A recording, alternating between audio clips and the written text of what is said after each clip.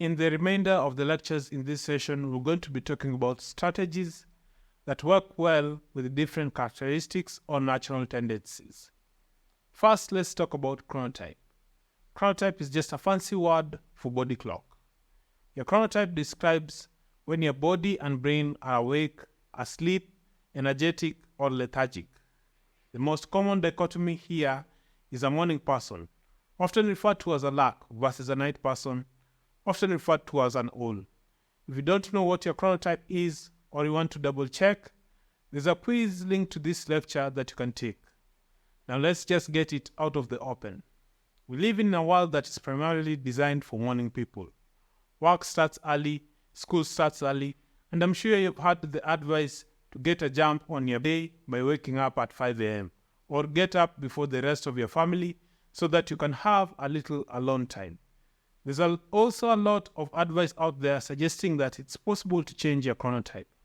But attempting to become a morning person is a strategy that rarely ever works in the long term, and it causes an awful lot of internal strife and guilt.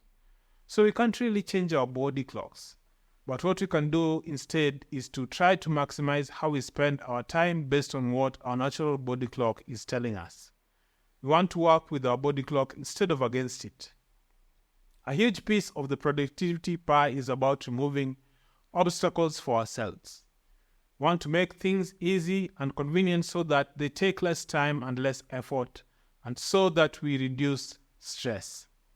Productivity is often about getting out of our own way. Let's talk about morning people first. If you're a true morning person, a person who wakes up early without an alarm, who never gets this quiz, who jumps out of bed raring to go ready to start your day, then by all means keep doing exactly what you're doing.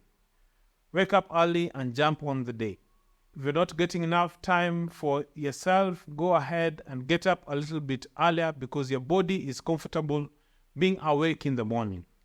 Take advantage of your early energy and get your exercise out of the way.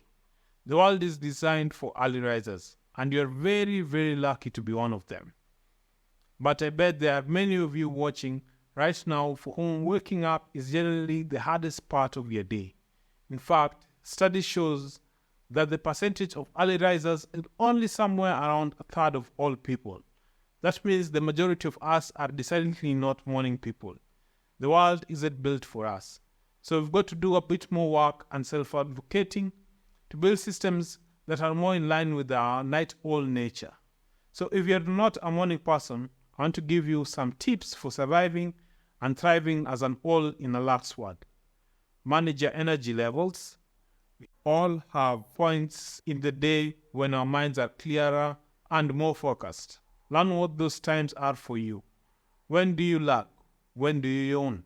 When are you energetic? As much as possible, try to structure your day and work so that you're able to match your tasks to your energy levels. And if you're lagging, then figure out what you need to do to get back in the focus zone. Take a walk, take a nap, have a healthy snack, and if you can't, then work on your more brainless tasks when your energy levels are low. Find a job within the right hours. Try to find a job with flexible hours. Obviously, this is a privileged place to be in. That I recognize. Or freelance so that you can work on your own time.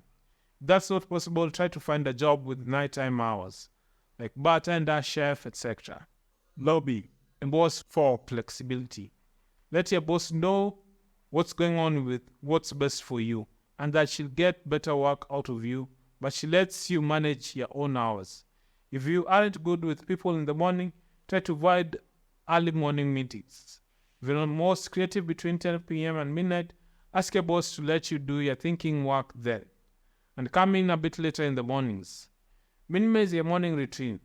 All of the tics that I just mentioned are all well and good, but sometimes we're just in the situation we are in. And there's a lot we can do to change it. So if you've got to get up early to be at work at a certain time, then do whatever you can to minimize your morning routine. You're going to want to shower, pack your lunch, pick your outfit all at night. Make packing go breakfast free. Minimize or even forgo your wake-up routine. And lastly, don't feel shame. Don't worry if you can't always get up. early with intention. Refuse to feel that your inability to cheaper in the morning is a personal feeling.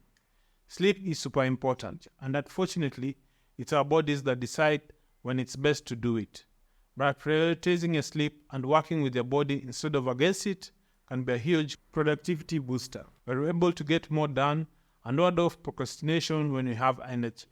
And without sleep, our energy and our brains suffer. Once you embrace your personal chronotype and learn to work with it instead of against it, you'll be more productive. And dare I say, happier.